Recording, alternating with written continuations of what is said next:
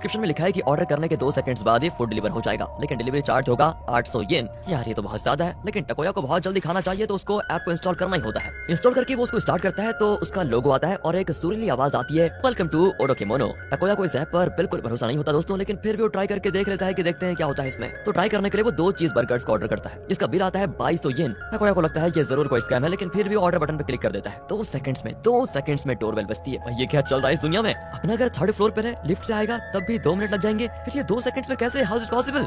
जरूर कोई और होगा। ये सोचकर वो दरवाजा खोलता है तो वहाँ पर एक लड़की उसका ऑर्डर लेकर खड़ी होती है। टकोया पूछता है ये आपने कैसे किया? वो कहती है अरे कैसे किया, यही तो हमारी ऐप की स्पेशलिटी है, एनीथिंग इन 2 सेकंड्स ओनली, इसलिए हम डिलीवरी के 800 येन चार्ज करते हैं। एंजॉय योर फूड सर, और रोज ऑर्डर कीजिएगा। ये कहकर दोस्तों वो चली जाती है। टकोया को अब भी विश्वास नहीं होता कि ये बर्गर है या कुछ और। इतने में युकारी भी नहाकर आ जाती है और बर्गर को देखकर चौंक जाती है कि यार इतने जल्दी कैसे ऑर्डर किया तुमने? टकोया कहता है जरा चेक करके बताओ खाना कैसा है, मुझे लगता है ये कोई पुराना बर्गर है जिसे ये लोग गर्म करके लेकर आ गए अभी, तभी इतनी जल्दी आ गया ये। और युकारी उसकी बात नहीं सुनती और तुरंत खाने लग जाती है। उसका टेस्ट करके वो कहती है कि यार मैंने जिंदगी में कभी इतना टेस्टी चीज बर्गर खाया नहीं। खाने के बाद वो कोई फेस पैक लगाकर बैठी होती है तो टकोया कहता है ओटोडोकेमोनो नाम का एक ऐप है जो 2 सेकंड्स में कुछ भी डिलीवर करता है, मुझे समझ नहीं आ रहा ये कैसे हो सकता है। युकारी कहती है तुम ना घर पर बैठे बैठे इतने बोर हो रहे हो कि तुम्हें वक्त का लिहाज ही नहीं रहा, मुझे उल्लू मत बनाओ समझे। कहकर वो अपना लोशन निकालती है, लेकिन वो बोतल खाली हो चुका था। अब वो परेशान हो जाती है कि मैं क्या करूं। टकोया कहता है तुम मुझे बिलीव नहीं कर रही थी ना, है ना? तो ये देखो अब मैं उस ऐप पर लोशन ऑर्डर करता हूँ। कहकर दोस्तों वो लोशन ऑर्डर करता है और ऑर्डर बटन दबाने के 2 सेकंड के बाद ही डोरबेल बजती है। वो दरवाजा खोलते हैं तो वही डिलीवरी गर्ल लोशन लेकर हाजिर हो जाती है। युकारी को अब भी विश्वास नहीं होता।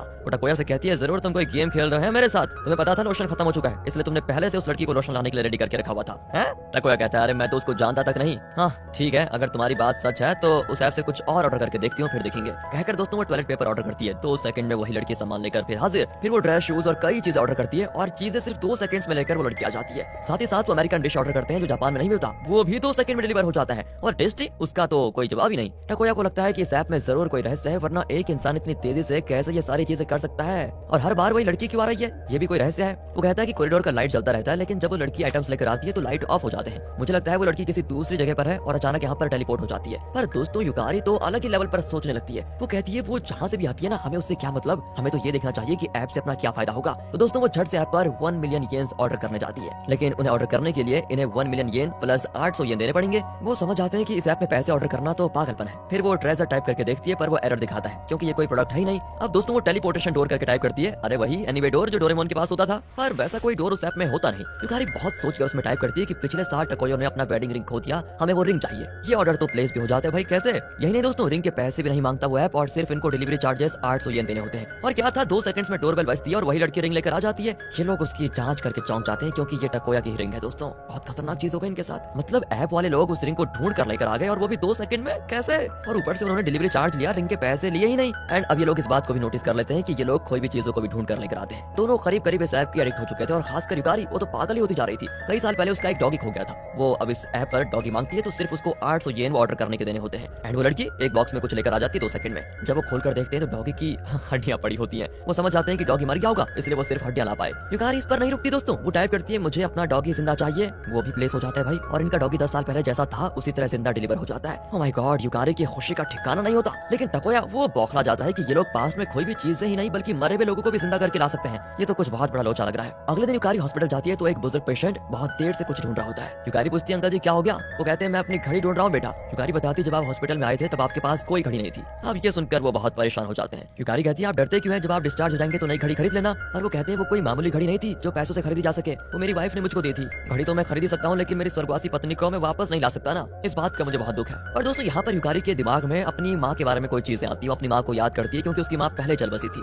तो अब वो क्या करती है, उस ऐप पर अपनी माँ को ऑर्डर करने लगती है। टकोया उसे रोकता है कि देखो ये पागलपन है, मत करो, लेकिन वो नहीं मानती और कहती मुझे अपनी माँ को देखना है। लेकिन जब वो ऑर्डर करती है तो बिल आता है 167 मिलियन येन। युकारी रोने लगती है कि वो मेरी माँ थी, इन्हें तो सिर्फ 800 येन में उनको मेरे पास लाना चाहिए था। तब टकोया कहता है कि शायद ये तुम्हारी माँ की उम्र भर की कमाई थी और शायद यही उनकी कीमत भी है। ये ऑर्डर अगर प्लेस किया तो उधार तले दब जाएंगे हम। लेकिन वो कहती है मुझे बस अपनी माँ चाहिए और कुछ नहीं, कहकर वो ऑर्डर कर देती है दोस्तों। लेकिन 2 सेकंड के बाद डोरबेल नहीं बजता, तब ऐप में एरर आ जाता है। युकारी रोने लगती है कि ये सब कुछ डिलीवर कर रहे हैं लेकिन मेरी माँ को डिलीवर क्यों नहीं करना चाहते, कहकर वो बार बार ऑर्डर बटन पे क्लिक करती है लेकिन एरर आ जाता है। अगले दिन की बात है, टकोया एक न्यूज आर्टिकल देखता है कि एक औरत ने एक बेसबॉल प्लेयर से शादी की। उस बेसबॉल प्लेयर की सारी प्रॉपर्टी की कीमत है 100 मिलियन येन। न जाने क्यों टकोया दोस्तों उस ऐप पर उस बेसबॉल प्लेयर को खरीदने की कोशिश करता है, लेकिन उसमें उस प्लेयर का दाम दिखाता है 3.7 बिलियन येन। टकोया सोच में पड़ जाता है कि उसका रेट इतना ज्यादा क्यों है। तब पता चलता है कि अगर किसी जिंदा इंसान को ऑर्डर करना चाहते हो तो उनकी प्रॉपर्टी की कीमत से 40 गुना ज्यादा दाम देकर कर ही उनको खरीदा जा सकता है। तब युकारी आकर कहती देखो इस ऐप को छोड़ देते हैं, छोड़ो यार, सब अब से हम इसको यूज नहीं करेंगे। टकोया भी मान जाता है। एक महीना इसी तरह बीतता है। टकोया सिनेमा थिएटर में युकारी का इंतजार कर रहा होता है। युकारी काम के बाद वहाँ पर आ ही रही होती है, लेकिन लगता है उसे आने में देर हो जाएगी और तब तक मूवी भी शुरू हो जाएगी। तब टकोया सोचता है कि क्यों ना मैं उस ऐप के जरिए युकारी को तुरंत यहाँ पर ले आऊं।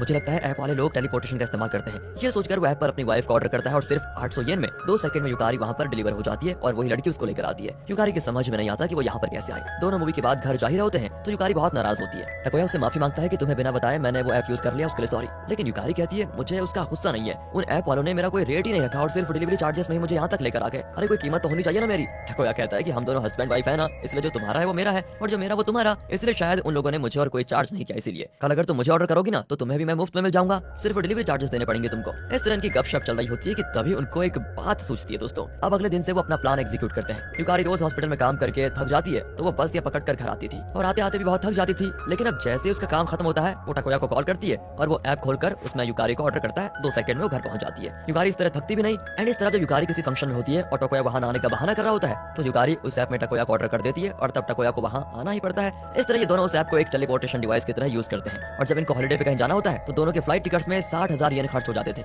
लेकिन इस ऐप के आने के बाद टकोया 30,000 येन में अकेला उस जगह का फ्लाइट पकड़ लेता है और फिर वहां पर जाकर इस ऐप के जरिए 800 येन का डिलीवरी चार्ज देकर युकारी को वहां पर टेलीपोर्ट कर लेता है। इस तरह दोस्तों इन लोगों के बहुत सारे पैसे बच जाते हैं और मजे से ये दुनिया भी घूमते हैं। युकारी उस बुजुर्ग पेशेंट की खोई हुई घड़ी को ऐप पर ऑर्डर करती है और उन्हें दे देती है। वो भी बड़े खुश होते हैं और पूछते हैं ये तुम्हें कहाँ मिली बेटा। युकारी कहती है आपने मुझे इस घड़ी के बारे में इतना कुछ बता दिया था कि मुझे लगा कि इसको ढूंढ कर ही आपको दे दूं। कई जगह ढूंढा मैंने तब जाकर ये मुझे मिल गई। कुछ दिन दोस्तों इस तरह आराम से इनके दिन गुजरते हैं। इनका वेडिंग एनिवर्सरी आता है लेकिन उस दिन भी युकारी काम पर जाती है और टकोया को प्रॉमिस करती है कि 7 बजे तक मैं घर पहुंच जाऊंगी। यहाँ टकोया उसके लिए डिनर तैयार करके रखता है और उसे सरप्राइज देना चाहता है। वो युकारी को कॉल करता है तो वो कहती है अभी अभी तो काम खत्म हुआ है और आज मुझे फ्रेंच रेस्टोरेंट में खाने का मन कर रहा है, तुम यहाँ पर आ जाओ। टकोया कहता है कि मजाक छोड़ो, आज अपनी एनिवर्सरी है और मैं तुम्हारे लिए इतना अच्छा तैयार करके रखा हुआ हूँ। और वो जिद करती है दोस्तों कि नहीं मुझे फ्रेंच फूड खाना है, तुम यहाँ पर जल्दी आ जाओ। टकोया गुस्से में कॉल काट देता है। ये ऐसे नहीं मानेगा। ये सोचकर युकारी उस ऐप में टकोया को ऑर्डर करने लगती है तो घर पर बैठा टकोया उसी ऐप पर युकारी को ऑर्डर करने लगता है और दोनों एक ही टाइम पे एक दूसरे को ऑर्डर कर देते हैं। ओ माय गॉड, अब क्या होगा। 2 सेकंड में दोनों अपनी अपनी जगह से गायब हो जाते हैं। टकोया खुद को एक अजीब जगह पर पाता है जहाँ हर तरफ दरवाजे ही दरवाजे होते हैं। अचानक एक दरवाजा खुलता है और वही डिलीवरी गर्ल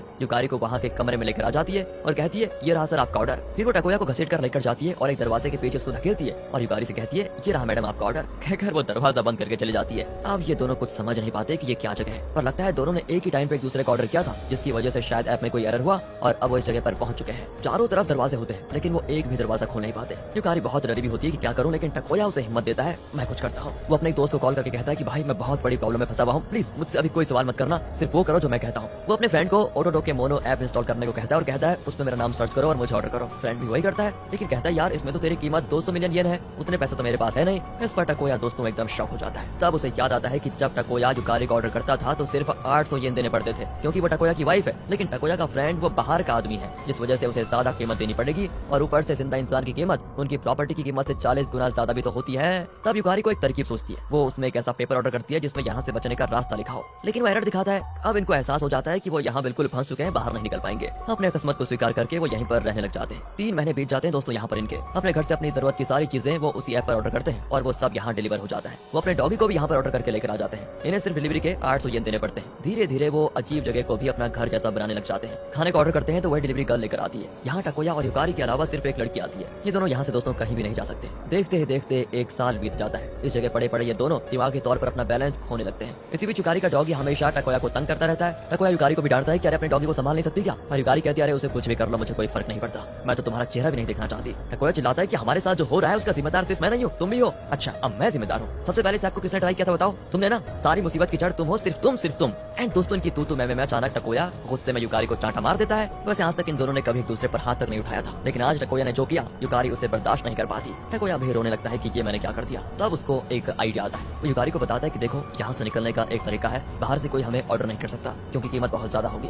लेकिन हस्बैंड के लिए वाइफ फ्री है और वाइफ के लिए हस्बैंड सिर्फ 800 डिलीवरी का चार्ज देना पड़ेगा। इसलिए हम दोनों डाइवोर्स कर लेते हैं, सारा पेपर वर्क ऑनलाइन हो जाएगा, फिर मैं ऑनलाइन में ही दूसरी लड़की से शादी कर लूंगा, फिर उसे कहूंगा कि मुझे वो इस ऐप पर ऑर्डर करे। जब वो ऑर्डर करेगी तो मैं बाहर निकल पाऊंगा, फिर मैं उसको डाइवोर्स करके तुमसे ऑनलाइन शादी कर लूंगा और फिर तुम्हें ऑर्डर कर लूंगा। इस तरह हम दोनों बाहर निकल पाएंगे। उसकी बातें सुनकर युकारी कहती है अच्छा लगता है तुमने मुझे छोड़ने का फैसला कर ही लिया है। अरे ये क्या कह रही हो, मैं तुम्हें छोड़ कैसे सकता हूँ। युकारी कहती है अच्छा यहाँ से बाहर निकलने के बहाने तुम मुझे डाइवोर्स देकर किसी दूसरी के साथ खुश रहना चाहते हो है ना। टकोया कहता है ऐसा नहीं है यार, हमारे पास इसके अलावा कोई चारा भी तो नहीं है, बाहर से हमें कोई 200 मिलियन देकर नहीं खरीदने वाला। अगर तुम मुझ पर विश्वास नहीं करती हो तो फिर तुम ही सोचकर बताओ कि क्या करना है। युकारी को कुछ नहीं सोचता और वो टकोया टकोया के प्लान के लिए मान जाती है। अब टकोया इंटरनेट पर टिंडर जैसा कोई ऐप खोलकर लड़कियों से ऑनलाइन बातचीत करता है। एक लड़की को तो वो रिंग दिखाकर पूछता है, क्या तुम मुझसे शादी करोगी? शादी का रजिस्ट्रेशन भी ऑनलाइन ही कर लेंगे। पर वो लड़की कहती है, अरे ऐसे कैसे हम दोनों शादी कर सकते हैं, एक बार तुम मिल तो लो मुझसे, फिर हम डिसाइड करेंगे, जब मिलोगे तब बात करना, कहकर वो कॉल कर देती है। इस तरह कई लड़कियां टकोया को रिजेक्ट कर देती हैं दोस्तों। एंड वो तंग आकर युकारी को देखने जाता है, लेकिन वो वहाँ पर होती नहीं। वो घबराकर युकारी को कॉल करता है तो वो कहती है, तुमने क्या सोचा है कि मैं वहीं पड़ी रहूंगी? मैं वहाँ से बच निकली हूँ। टकोया चौंकर पूछता है, तुम कैसे बच निकली? युकारी कहती है कि मेरे लिए 200 मिलियन येन देने के लिए एक इंसान तैयार हो गया था, उसी ने मुझे उस ऐप पर खरीद लिया था। असल में वो बुजुर्ग पेशेंट ही वो इंसान है जिसने 200 मिलियन देकर युकारी का ऑर्डर किया था। वो बहुत धनी आदमी था दोस्तों। युकारी ने उनकी घड़ी वापस कर उनका दिल जीत लिया था